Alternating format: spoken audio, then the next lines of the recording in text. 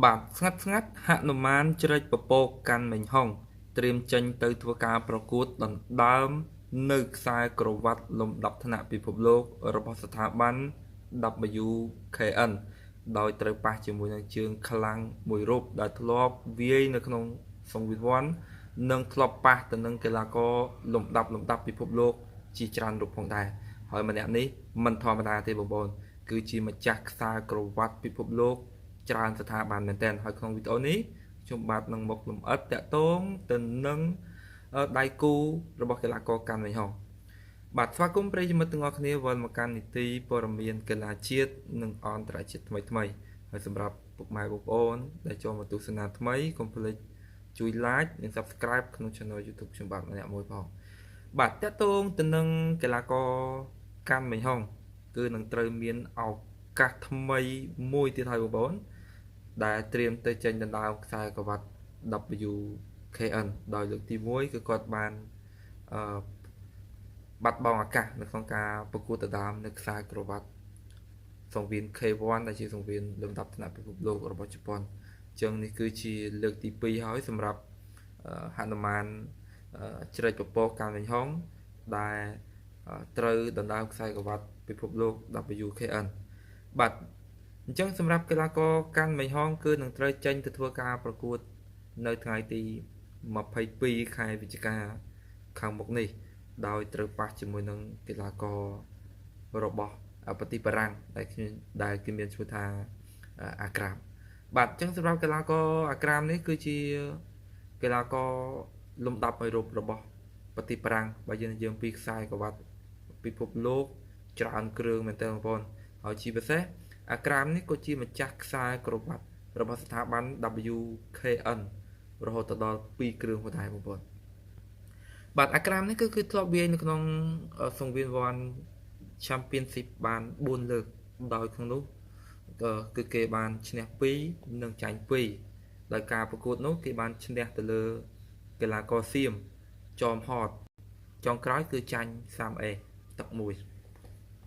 បាទអញ្ចឹងសម្រាប់ការប្រកួតរបស់កីឡាករកាន់មិញហងដែលត្រៀមដណ្ដើមខ្សែក្រវ៉ាត់ WKN World Title គឺការប្រកួតលក្ខណៈ Kickboxing វាយ5ទឹកមួយទឹក3នាទីនៅក្នុងប្រភេទទម្ងន់បឋមវេទគឺទម្ងន់ 54.9 បងប្អូនចឹងគឺអត់ដល់55ទេខ្វះមួយខាំទៀត55បាទអញ្ចឹងសម្រាប់កីឡាករអាក្រាមនេះវីដេអូនៃការប្រកួតរបស់គាត់ខ្ញុំបាទក៏បានទស្សនាដែរជាប្រភេទកីឡាករលឿនអាវុធរបស់គេគឺគេល្អដៃហើយការចេញរបស់គេចេញភាសាមិនមែនមួយហើយក៏មិនមែនពីរទេបងប្អូន3 4 5អាវុធរបស់គេគឺចេញល្អមែនទែនហើយកីឡាកររូបនេះបើនិយាយពីភាពធន់មិនជាធន់ណាស់ទេបងប្អូនមិនជាធន់ទេប៉ុន្តែជាកីឡាករដែលវាចេញចូលលឿនអាវុធរបស់គេក៏ធ្ងន់ដែរបាទអញ្ចឹងតាក់ទងទៅនឹងកីឡាករកាន់វិញហុងគឺជាកីឡាករទី1ដែលបានចូលរួមធ្វើការប្រកួតនៅក្នុងសង្វៀន WKN ហើយក៏ជាកីឡាករទី1ដែលមានឱកាសដណ្ដើមនៅខ្សែក្រវ៉ាត់របស់ស្ថាប័នលំដាប់ថ្នាក់ពិភពលោក WKN នេះផងដែរហើយខ្សែក្រវ៉ាត់ដែលកាន់មិញហុងទៅធ្វើការប្រកួតនេះគឺជាខ្សែក្រវ៉ាត់កម្រិតខ្ពស់របស់ស្ថាប័ន WKN ដែលជាខ្សែក្រវ៉ាត់ WKN World Title បឋមវេទនៅក្នុងប្រភេទទម្ងន់ស្រាគឺទម្ងន់ 54.9 គីឡូក្រាមចឹងមកប្រកួតនេះបើសិនជាកាន់មិញហងឈ្នះគឺជាប្រវត្តិសាស្ត្រថ្មីមួយទៀតហើយសម្រាប់គុណខ្មែររបស់យើងហើយដូចខ្ញុំបានលើកឡើងចឹងការប៉ះជាមួយនឹងកីឡាករអាក្រាមនេះភាគរយគឺខ្ញុំសង្ឃឹមទៅលើកាន់មិញហងរហូតដល់ 60% កត្តាទី1ទោះបីជាកីឡាករអាក្រាមជាប្រភេទកីឡាករល្អដៃអាវុធធ្ងន់ចេញលឿនប៉ុន្តែកីឡាករអាក្រាមនេះក៏មិនជាប្រភេទកីឡាករដែលធន់ខ្លាំងដែរបងប្អូនគឺជាប្រភេទកីឡាករមិនសូវជាធន់ប្រហែលទេអញ្ចឹងអាចជាឱកាសរបស់កាន់មិញហងប៉ុន្តែបើនិយាយអំពីភាពរហ័សរហួនអាវុធចេញច្រើនគឺអាក្រាមនេះគឺគេល្អបាទអញ្ចឹងមានតែពាក្យជូនពរទៅលើកីឡាករកាន់មិញហងសង្ឃឹមថាគាត់នឹងប្រឹងប្រែងវឹកហាត់ស្នៀតបច្ចេកទេសវាយលក្ខណៈ Kickboxing ពួកខ្សែក្រវ៉ាត់នេះគឺគាត់វាយទៅតាមលក្ខណៈ Kickboxing